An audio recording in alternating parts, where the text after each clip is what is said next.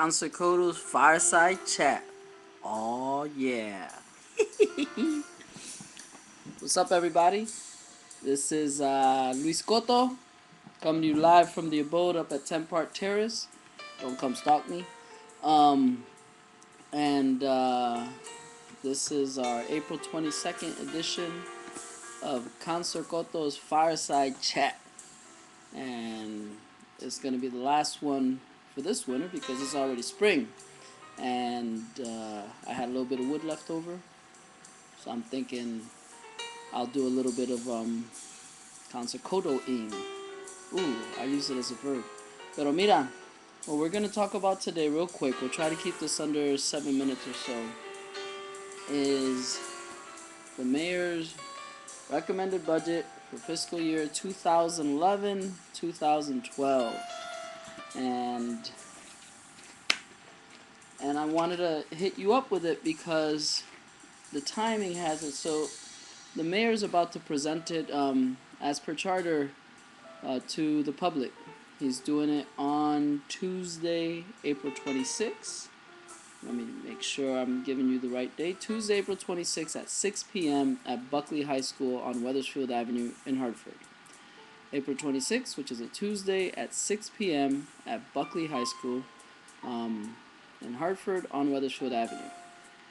So that is the opportunity. The mayor, per charter, introduced his proposed budget this past Monday, and we give a week, and he's supposed to present it to everyone else and with specifics on Tuesday evening. So I suggest, I'm giving you a little gloss over of just what they call the summary. The budget summary, and then I'll do a couple of these. I'll try and keep them like 6 or 7 minutes long, just to give you a little taste of some of the stuff the mayor's trying to do, which is going to be different than past years, because in this year Mayor Segarra is proposing the creation of a bunch of new things and taking things from here and putting it here. And I think it's important that everyone understand exactly what's happening when it comes to the money and when it comes to the services. So let's get into it. Before I start, I did want to say what you're listening to. Hopefully it doesn't drown out my voice, but I can't talk to an empty room. It's Luis Marin, incredible pianist. It's a CD live at the New Rican Cafe in Old San Juan, Puerto Rico. And it's a medley of Que Te Pedí and El Cumbanchero. So hopefully you like that.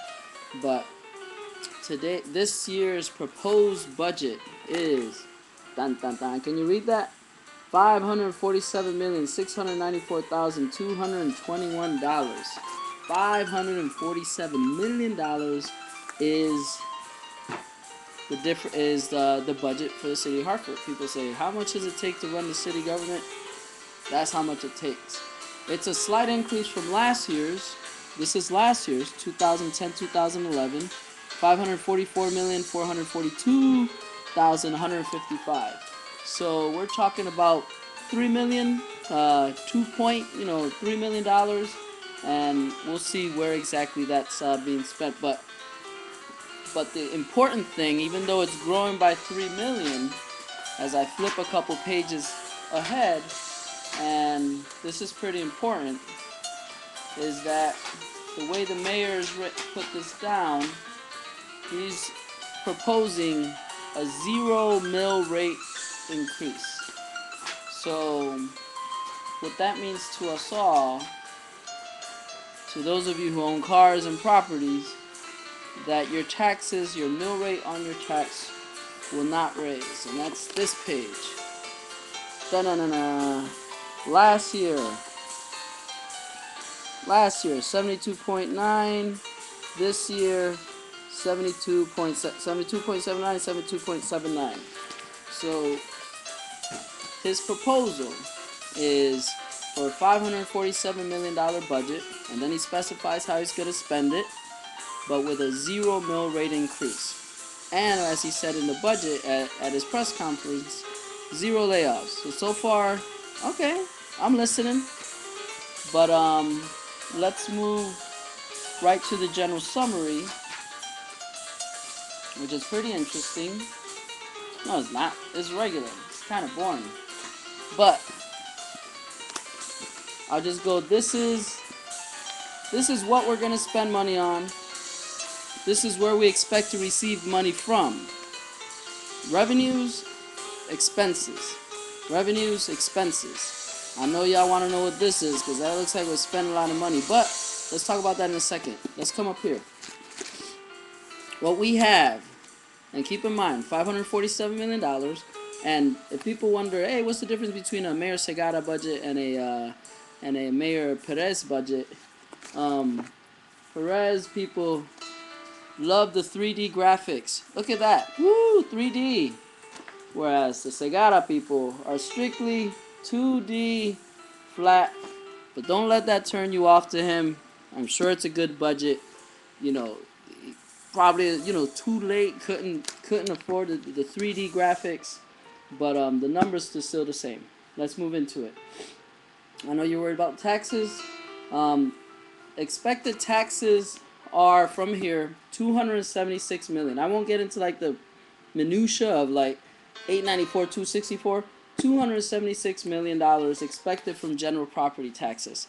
How does that compare to last year? Last year, general property taxes are $269 million was anticipated when we approved this budget. So we're looking at an increase of roughly $8 million, $7+ million in general property taxes. General property taxes is easy to explain because that is your home, your personal property, and your car, right? That's pretty much it.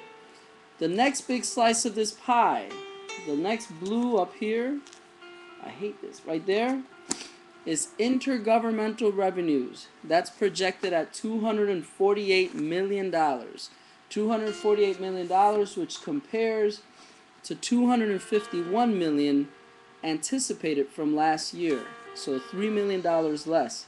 And if I can just jump to revenues real quick and give you an idea of what exactly are intergovernmental revenues.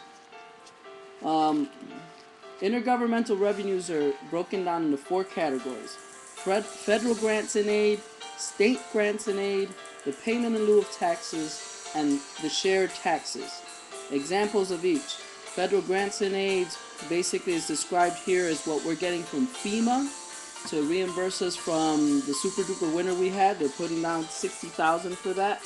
The state grants and aid, it's all the grants that we see from the state. In this case, it's a hefty bunch. $202 million is proposed for this year. The payment in lieu of taxes is a formula that the state creates to pay us for all the state property that is in the city that can't be taxed. Many people know that over 50% of our grand list of all the properties we have in the city cannot be taxed because they either belong to the state, they belong to an educational institution, or they belong to a hospital, or they belong to churches. So with all those 4 non-taxable entities, we have over 50% of our grand list that can't be taxed. What the state does is recognizes that throughout the state, and it has a formula, and it gives each municipality a certain percentage, some money. The problem with that is they never really fully fund it. So they tell us we're due X amount of money, but they always underfund us. In this case, we're anticipating $45 million from this line item. And then a new one now, shared taxes.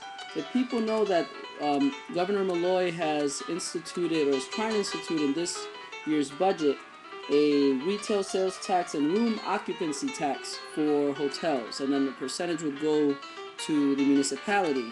With that in mind, if that stays, we're looking to get an extra $401,000 from the room occupancy tax alone, meaning that shared tax is $1.2 million. In a couple, we might be joined by Angelito. Hey, buddy. But we'll jump back to the revenue. So a big chunk of this 547 is the intergovernmental revenues at $248 million and the general property tax at $276 million. Within that, all these other mini slices, we're talking basically now 95% of the money is coming from those two items. The rest of the 5% come from, and I'll list them down, revenue, money, and property, fines, forfeits, and penalties, licenses and permits. So every time you get a permit to do something in, at your home or whatever, that's that line item. Charges for service, $2.9 million. Reimbursements, $3.4 million. Other revenues, $657,000. Other financing sources, $4.3 million. And I didn't give the dollar amounts for the others. Licenses and permits, $5.3 million. Fines, forfeits, and penalties, $240,000. And revenue, money, and property, $5 million. That is where we're expecting to get all this money from. And keep in mind, for licenses and permits, and this is where the recession kills us, is that if you have this recession and people aren't building buildings, then people aren't taking out permits and licenses to build buildings. So you can imagine a couple years ago, our projections might have been a certain amount, and then because the recession hit, no one's building anything, we came in severely low on those. So again, all these revenues or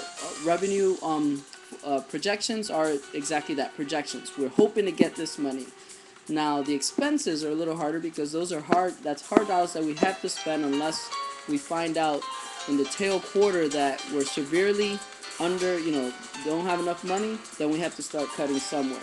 In this case, we're saying of the 547 million, and I'll just go down the list, 51%, 51.74% is going to be for education. For all of you guys who are wondering, hey, what's the yellow thing? That's education right there. Look at that pie.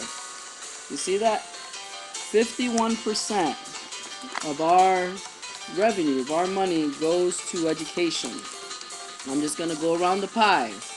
General government, $22 million. That's 4%. The library, $7.9 million. That's a 1.45%. Infrastructure, $13 million. Development services, $4.5 million. Health and human services, $5 million. Public safety, $74 million. Benefits and insurances, $67 million. That's 12.33%. Now I'm just going to jump back. I haven't seen this, but if I go back to last year's and I look at benefits and insurance, we were looking at $62 million or 11.53% of our expenses. Now it's gone down, or it's gone up to it's gone up $5 million and it's now taken up $12 million. So when we talk about universal healthcare and the cost of healthcare going up, right there in 1 year, that's a $5 million increase that has to be paid. This is a fixed expense that we can't do anything about. Debt service, $36 million. How does that compare to last year? Our debt service for last year was $34.3 million. So we're around the same ballpark on that. And then non-operating, $32 million. And that's 5.86%.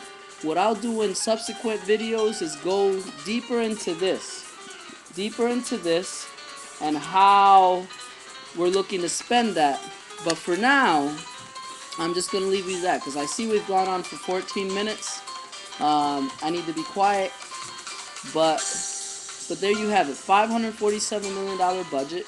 And for the next week, 2 weeks or so, or maybe 3 weeks, we have to adopt the budget by the end of May.